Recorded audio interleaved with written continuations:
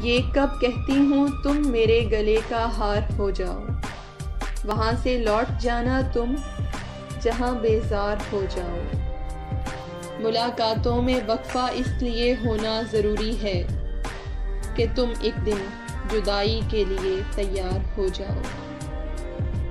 बहुत जल्द समझ में आने लगते हो ज़माने को, बहुत आसान हो थोड़े बहुत दुश्वार हो जाओ। बला की धूप से आई हूँ मेरा हाल तो देखो, बस अब ऐसा करो तुम साया दीवार हो जाओ। अभी पढ़ने के दिन हैं लिख भी लेना हाल दिल अपना, मगर लिखना तभी जब लाई के इजहार हो जाओ।